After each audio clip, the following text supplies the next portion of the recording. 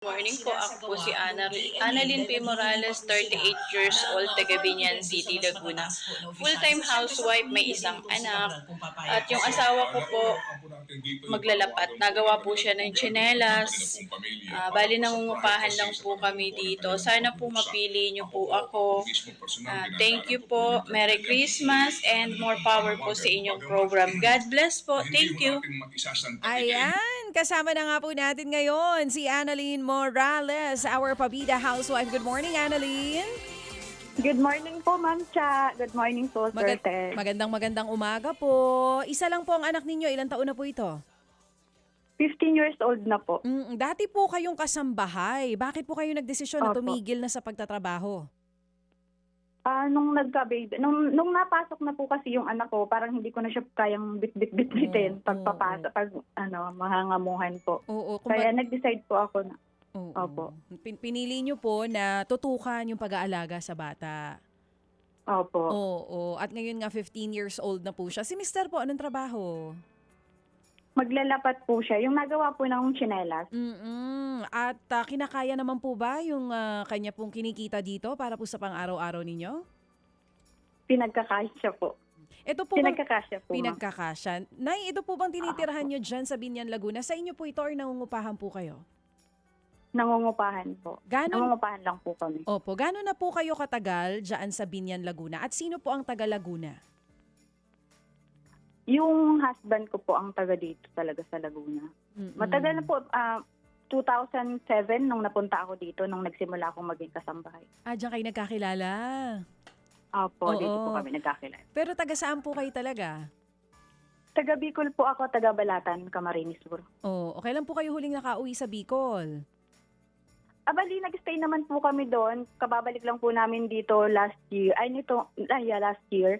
Doon po kami ng 2 years. Bali, nung 2 years doon kami ng anak ko. Doon po siya nag-aral ng grade 7 to 8. Tapos, Pero nung bumalik po kami dito, nung after nung bagyong Christine, kasi medyo pangit yung naging kwento nung bagyo sa amin. Kaya nag-decide po kami na bumalik dito sa asawa ko. Oo, Mangupahan na lang po. nung time po na yon na nandun po kayo sa Bicol, kasama nyo rin po si Mr. No nandito siya sa Laguna? Naiwan po siya dito. Balik kami po doon sa parents ko. O Sa LDR parents pala ko po. kayo dati ni Mr. Pero at least po ngayon magkakasama na po kayo dyan. Opo.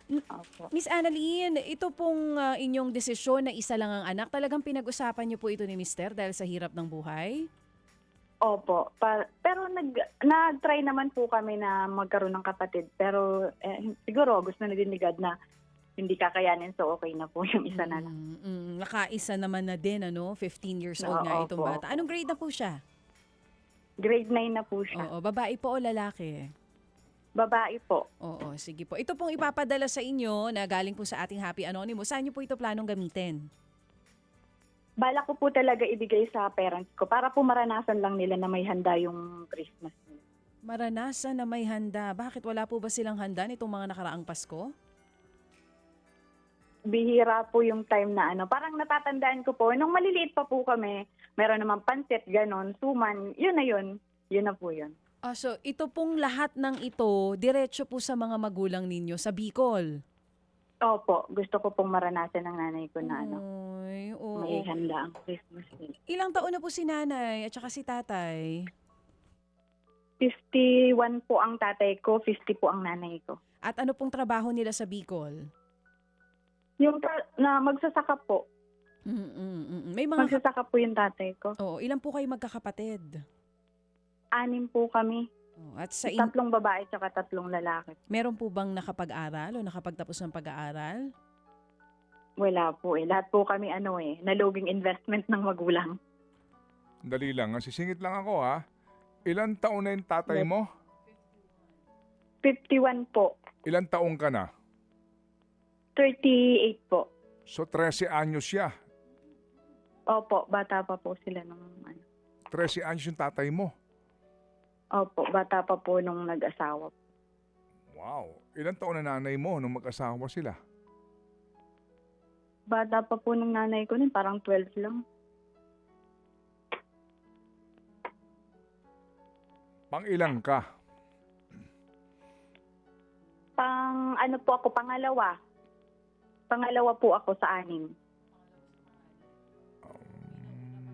Halos kami po kasi ng ate ko, parang halos magkaisa lang sa taon ng pinanganak. Matanda lang ng 1 taon yung panganay. Opo. Saan ka pinanganak? Sa Bicol po, Balatan po. Okay, and then yung mga magulang mo, ano ang mga yung magulang ng magulang mo, yung lolo't lola mo, anong trabaho doon? Magsasaka din po. Wala na po akong lola sa mother side. Magsasaka po ng alin? Anong tinatanim? Mga ano po, yung mga saging, ganon, mais, pag time ng mais, kamote. Yung tatay ko din po hanggang ngayon, ganon po ang ano niya eh. Nagtatanim ng kamote, nag-uuling, yun po yung hanap buhay nila doon. Sige. Yung mga kapatid mo, nasaan yung iba? Lahat po sila nasa Bicol, ako lang po ang nandito, ang napapunta dito sa Binyan. Okay, sige. Sige po. So, ipapadala mo yung 2,000 dito sa mga magulang mo para nga may panghanda sila, ano? Tama ang sabi mo, no? Opo. Okay, sige. Opo. So, kumbaga hindi na bali kayo, importante yung mga magulang mo. Alright, that's very nice to know. Sige, so Annalyn, nakikinig ka sa programa namin simula nung anong taon? 2002 po. Nakikinig na po ako. O, mabuti ngayon ka lang napasali sa amin sa mga pa-contest na ito, no? Nakailang try din po akong mag-ano eh. Pero ngayon na lang po siguro, ngayon lang pinalad. Okay, sige. So, si Mr. mo ilang taon na? 48 po. Kapareho mo, 38 din.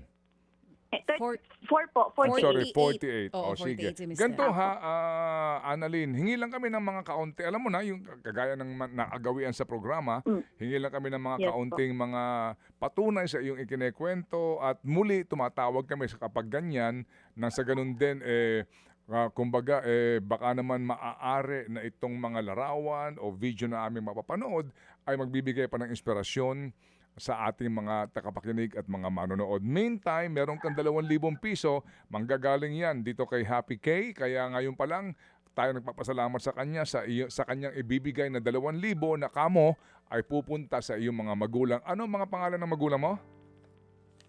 Lunella po, Lunella Brabante Pakuan, tsaka Julio Bihino Pakuan.